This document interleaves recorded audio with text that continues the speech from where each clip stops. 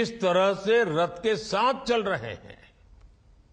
जो हमारे सरकार के काम करने वाले मेरे कर्मयोगी साथी हैं, कर्मचारी भाई बहन हैं, उनको भी भगवान की तरह लोग स्वागत कर रहे हैं। जिस तरह युवा और समाज के हर वर्ग के लोग विकसित भारत यात्रा से जुड़ रहे हैं, जहां जहां के वीडियो मैंने देखे हैं, वो इतने प्रभावित करने वाले हैं, इतने प्रेरित करने वाले हैं। और मैं देख रहा हूं सब लोग अपने गांव की कहानी सोशल मीडिया पर अपलोड कर रहे हैं। और मैं चाहूंगा कि नमो ऐप पर आप जरूर अपलोड करिए, क्योंकि मैं नमो ऐप पर ये सारी गतिविधि को डेली देखता हूं। जब भी यात्रा में होता हूं तो लगातार उसको देखते रहता हूं, किस गांव में, किस राज्य में, कहां कैसा हुआ, कैसे कर रहे हैं। और युवा तो विकसित भारत के एक प्रकार से एम्बेसडर बन चुके हैं, उनका जबरदस्त उत्साह है। युवा लगातार इस पर वीडियो अपलोड कर रहे हैं, अपने काम का प्रसार कर रहे हैं। और मैंने तो देखा कुछ गांवों ने, ये मोदी की गारंटी वाली गाड़ी आने वाली थी तो 2-2 दिन तक गांव में सफाई का बड़ा अभियान चलाया। क्यों? कि भाई ये तो गारंटी वाली मोदी की गाड़ी आ रही है। ये जो उत्साह, ये जो कमिटमेंट है, ये बहुत बड़ी प्रेरणा है। और मैंने देखा गाजे बाजे बजाने वाले, वेशभूषा नहीं पहनने वाले, ये भी जैसे घर में दिवाली है गांव में, इसी रूप में लोग काम कर रहे हैं। आज जो कोई भी विकसित भारत संकल्प यात्रा को देख रहा है, वो कह रहा है कि अब भारत रुकने वाला नहीं है, अब भारत चल पड़ा है, अब लक्ष्य को पार करके ही आगे बढ़ने वाला है।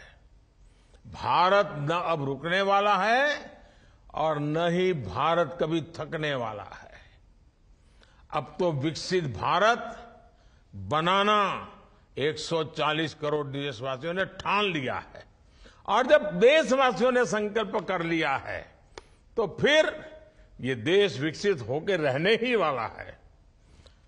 मैंने अभी देखा देशवासियों ने दिवाली के समय वोकल फॉर लोकल, स्थानीय चीजें खरीदने का अभियान चलाया। लाखों करोड़ रुपया की खरीदी हुई। देखिए कितना बड़ा काम हुआ है। मेरे परिवारजनों, देश के कोने में विकसित भारत संकल्प यात्रा को लेकर इतना उत्साह अनायास नहीं है।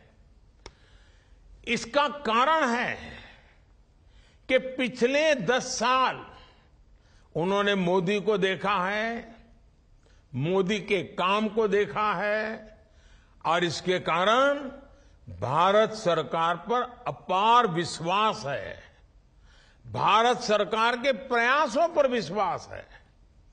देश के लोगों ने वो दौर भी देखा है जब पहले की सरकारें खुद को जनता का माई बाप समझती थी, और इस वजह से आजादी के अनेक दशकों बाद तक देश की बहुत बड़ी आबादी मूल सुविधाओं से वंचित रही। जब तक कोई बिचौलिया नहीं मिलता है, दफ्तर तक नहीं पहुंच पाते। जब तक बिचौलिए जी की जेब नहीं भरते, तब तक एक कागज भी नहीं मिलता है। न घर मिले, न शौचालय मिले, न बिजली का कनेक्शन मिले, न गैस का कनेक्शन मिले, न बीमा उतरे, न पेंशन मिले, न बैंक का खाता खुले। ये हाल था देश का। आपको जानकर के पीड़ा होगी, भारत की आधे से अधिक आबादी सरकारों से निराश हो चुकी थी। बैंक में खाता तक नहीं खुलता था, उसकी तो उम्मीदें ही खत्म हो गई थी।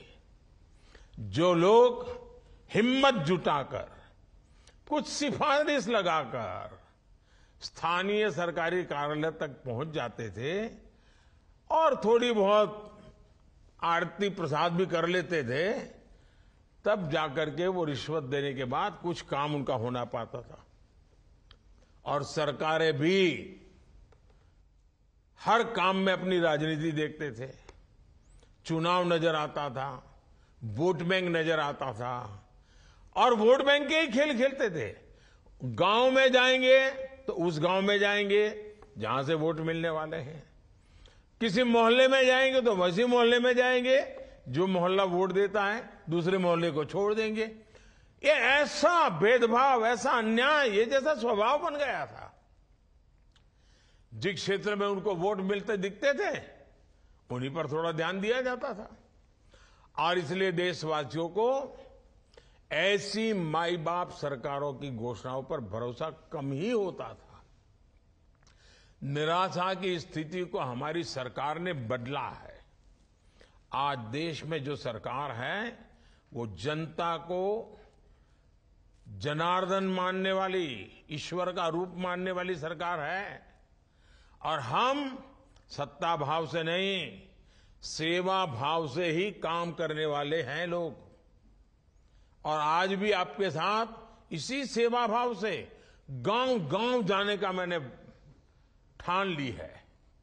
आज देश कुशासन की पहले वाली पराकाष्ठा को भी पीछे छोड़कर सुशासन, और सुशासन का मतलब है 100% लाभ मिलना चाहिए, सैचुरेशन होना चाहिए, कोई भी पीछे छूटना नहीं चाहिए, जो भी हकदार है उसको मिलना चाहिए। सरकार नागरिक की जरूरतों की पहचान करे और उन्हें उसका हक दे, और यही तो स्वाभाविक न्याय है। और सच्चा सामाजिक न्याय भी यही है। हमारी सरकार की इसी अप्रोच की वजह से करोड़ों देशवासियों में जो पहले उपेक्षा की भावना भरी पड़ी थी, निग्लेक्टेड मानते थे, कौन पूछेगा, कौन सुनेगा, कौन मिलेगा, ऐसी जो मानसिकता थी वो भावना समाप्त हुई है।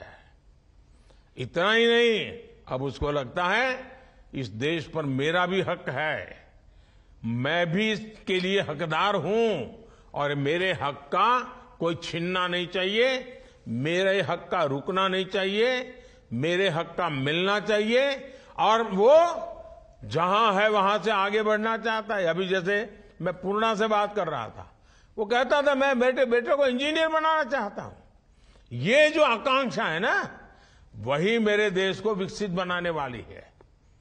लेकिन आकांक्षा तब सफल होती है जब 10 साल में सफलता की बातें सुनते हैं। और ये जो मोदी की गारंटी वाली गाड़ी आपके यहां आई है ना, वो आपको वो भी बताती है कि देखो यहां तक हम किए हैं। इतना बड़ा देश है, अभी भी कोई 2-4 लोग गांव में रह गए होंगे, और मोदी ढूंढने आया कि कौन रह गया है, ताकि आने वाले 5 साल में वो भी काम पूरा कर दूं। इसलिए आज देश में कहीं पर भी जाने पर एक बात जरूर सुनाई देती है, और मैं मानता हूं कि ये देशवासियों के दिल की आवाज है। वो दिल से कह रहे हैं, अनुभव के आधार पर कह रहे हैं कि जहां पर दूसरों से उम्मीद खत्म हो जाती है, वहीं से मोदी की गारंटी शुरू हो जाती है। और इसलिए ही मोदी की गारंटी वाली गाड़ी की भी धूम मची हुई है।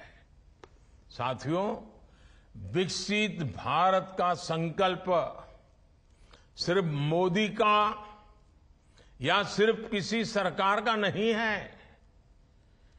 ये सबका साथ लेकर सबके सपनों को साकार करने का संकल्प है। ये आपके संकल्प भी पूरा करना चाहता है। ये आपकी इच्छाएं पूरी हो ऐसा वातावरण बना चाहता है। विकसित भारत संकल्प यात्रा उन लोगों तक सरकार की योजनाएं और सुविधाएं लेकर जा रही है जो अब तक इनसे बेचारे छूटे हुए हैं। उनको जानकारी अभी नहीं है। जानकारी है तो कैसे पाना, उनका रास्ता मालूम नहीं है। आज जगह जगह से नमो ऐप पर जो तस्वीरें लोग भेज रहे हैं, मैं उसे भी देखता हूं। कहीं ड्रोन का डेमोन्स्ट्रेशन हो रहा है, कहीं हेल्थ चेकअप हो रही है, आदिवासी क्षेत्रों में सिकल सेल एनीमिया की जांच हो रही है। जिन जिन पंचायतों में यात्रा पहुंची है उन्होंने तो दिवाली मनाई है, और उनमें से अनेक ऐसी पंचायतें हैं जहां सैचुरेशन आ चुका है, कोई भेदभाव नहीं, सबको मिला है। जहां जो लाभार्थी छूटे हुए हैं वहां उन्हें भी अभी जानकारी दी जा रही है और बाद में योजना का लाभ भी मिलेगा। उज्ज्वला और आयुष्मान कार्ड जैसी अनेक योजनाओं से तो उन्हें तत्काल जोड़ा जा रहा है। जैसे पहले चरण में 40,000 से ज्यादा बहनों बेटियों को उज्ज्वला का गैस कनेक्शन दे दिया गया है, यात्रा के दौरान बड़ी संख्या में माय भारत वॉलंटियर्स भी रजिस्टर हो रहे हैं। आपको मालूम है, हमने कुछ दिन पहले एक देशव्यापी नौजवानों का एक संगठन खड़ा किया है, सरकार की तरफ से शुरू किया है, उसका नाम है माय भारत।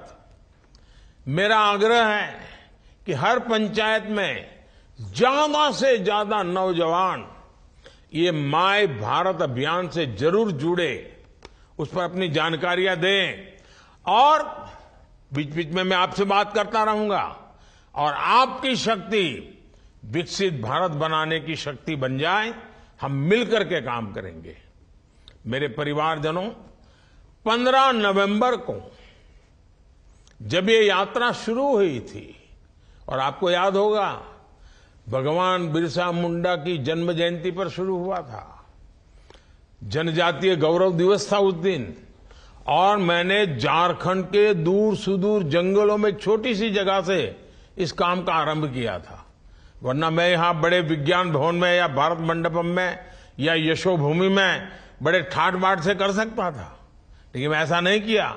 चुनाव का मैदान छोड़ करके मैं खूंटी गया, झारखंड गया, आदिवासियों के बीच गया और इस काम को आगे बढ़ाया। और जिस दिन ये यात्रा शुरू हुई थी तब मैंने एक और बात कही थी। मैंने कहा था कि विकसित भारत का संकल्प